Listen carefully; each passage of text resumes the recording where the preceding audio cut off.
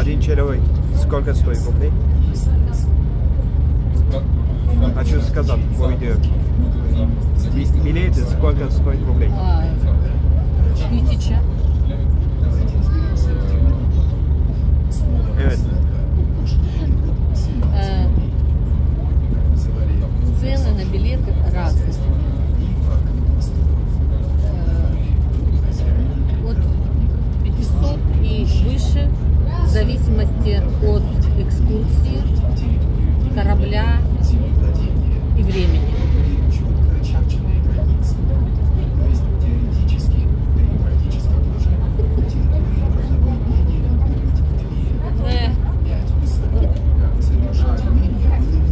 Evet, fiyat konusunda biraz şaşırdım. Her şey yolunda. Merak etme.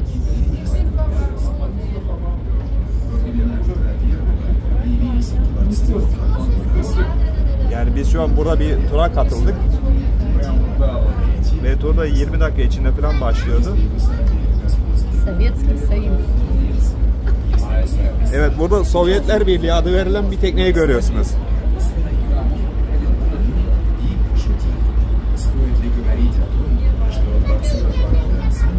Eğer böyle bir tekneyi göreceğimi bilseydim size hemen buradan Poluşka Pole marşını açardım.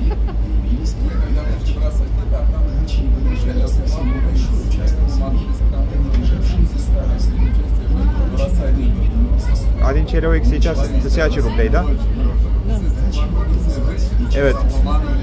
Buraya bir kişilik giriş ücreti 1000 ruble.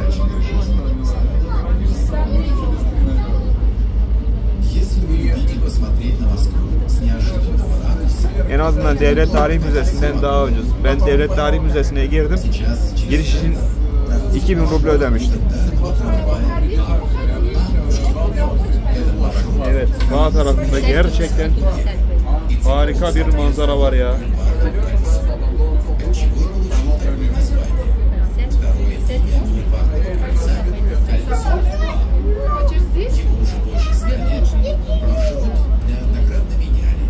Evet. Şimdi daha yakından göstereceğim size.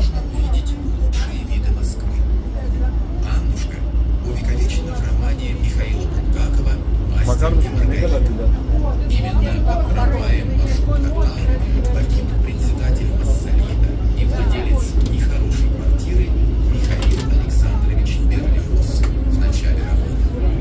Evet, şu ortadaki binada Sovyetler Birliği'nin arması var. Sağdaki ve soldaki binalarda da Rusya'nın arması var. İki tane çift başlı kartal var.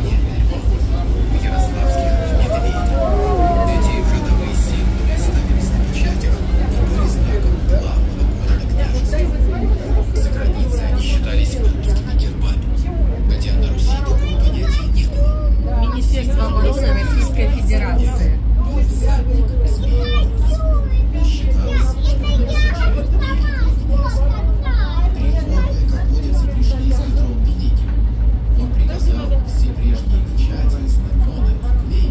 Evet.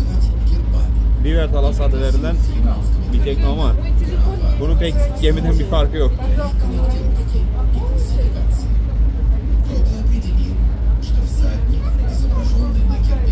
Теплоход ресторан.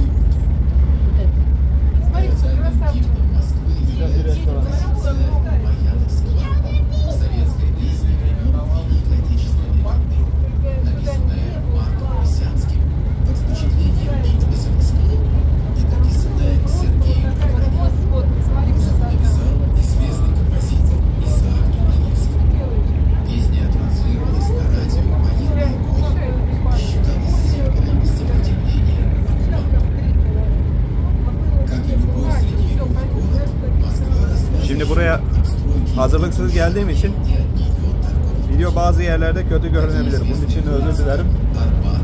Yani böyle bir şey hiç planlamıyordum. Bugün arkadaşım beni ziyarete geldi ve bu tur aniden gelişen bir şey oldu.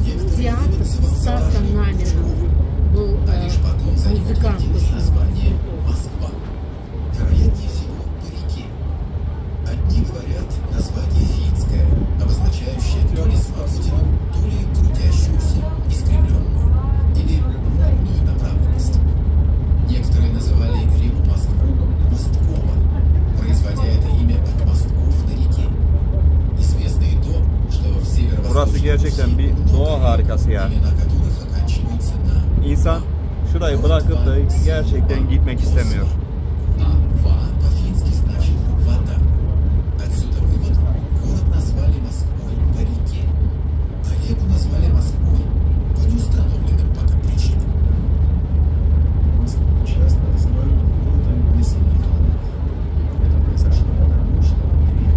Şu an Niskuçni Sad adı verilen bahçedeyiz. Ben hatırlarsanız videoyu yarıda kesmiştim çünkü yol git bitmiyor. Park da gerçekten çok büyük. Yürüyerek bitiremezdim yani. Şu an artık parkın tamamını görebiliriz.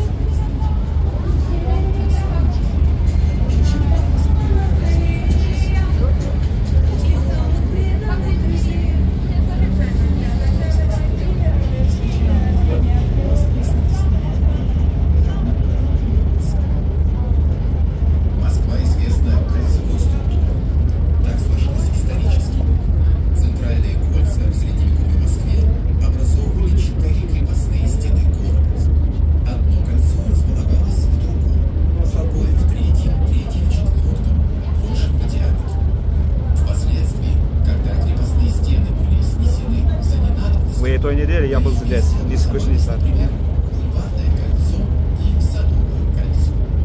Однако и в 20 веке кольцевая застройка не отпускала умы московских градостроителей. Ходил много. Например, кольцевая линия метро единственная, которая замыкается сама на себя и движется. Полчаса минимум, потому что очень большой. Раз, мало. Для разгрузки движения в центре. Это не говоря уже о московской кольцевой. И если я снимаю все, тогда видео не заканчивает. Первое летописное упоминание о Москве как Очень много природы, зелени. Очень. Да. это время наибольшего развития удельной системы, ослабившей Я не люблю города из бетона, железа и стекла. Не, приехать на экскурсию посмотреть, но чтобы жить там. А здесь посмотри, лес. Evet, şöyle söyleyeyim. Buradaki parklar, müzeler, kısacası halka ait her yer çok iyi derecede korunuyor. Yani burada herhangi bir betonlaşma göremezsiniz. Bu da gerçekten ayrıyeten güzel bir şey. Ve parklara kendi kişisel aracınızla da giremezsiniz. Şimdi şöyle söyleyeyim, böyle bir yasak var mı bilmiyorum ama parklara kendi aracıyla giren bir tane daha insanı görmedim ben burada. Sadece parklarda özel olarak görevli olan araçlar var. Mesela nelerdir? Mesela traktörler var, çimleri sulamakla görevli. Sadece bunlar girebiliyor.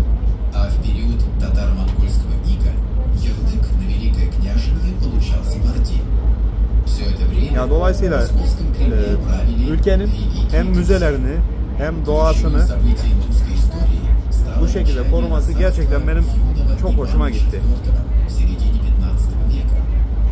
Ayrıca burası çok tarihi de bir şehir. Bunu da söylemeden de edemeyeceğim yani. Burada gidip görmeniz gereken yer gerçekten çok fazla. Çok fazla.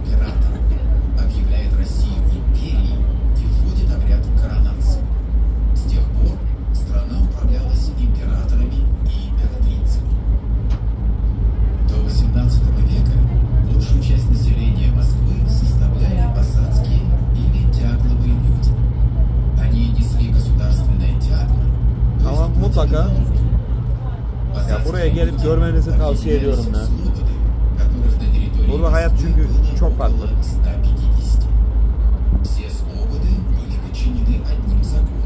Mesela şu an Ukrayna'da bir savaş var.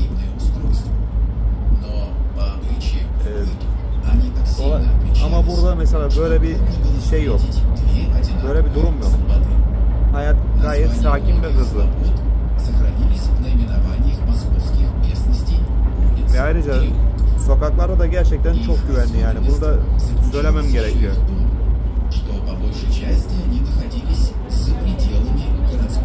Siz kurallara uyduğunuz sürece herhangi bir problem yaşamazsınız. Был широко распространен не только на Руси, но и в Западной Европе. Gerçekten bir doğa harikası burası ya. И было их очень много, они сильно различались. Для нужд князя существовали дворцовые и казенные слободы.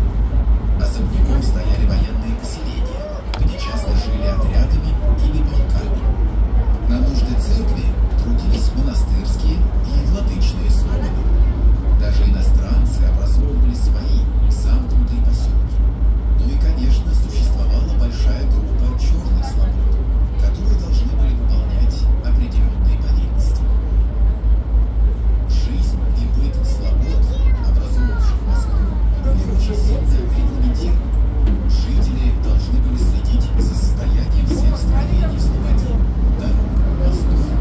В каждом поселении следовало иметь пожарную команду, служба полицейских и исполняющих финансовые и судебные обязанности оплачивалась из средств слобожан.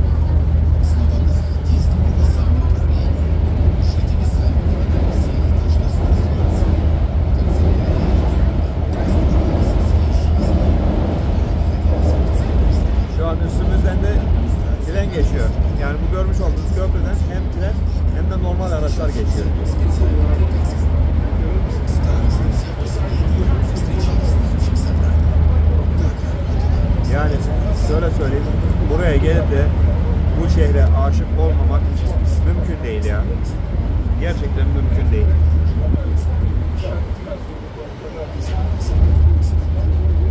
Dediğim gibi keşke hep burada yaşasaydım.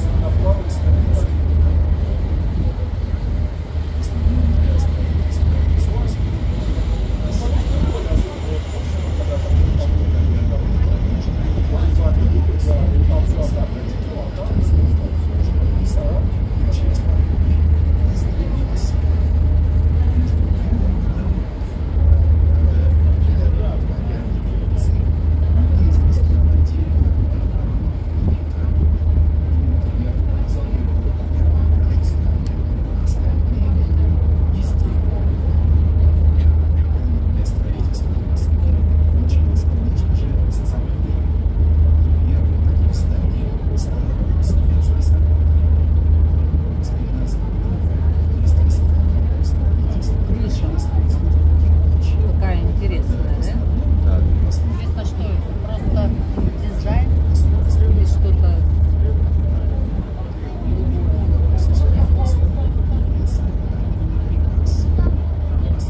Moskova gerçekten kalbimi çaldı ya.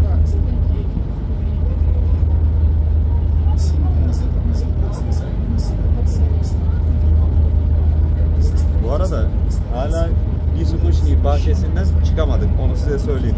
Yani ne kadar büyük olduğunu siz de görüyorsunuz şu an. Burayı ben yürüyerek mümkünatı yok, bitiremem yani.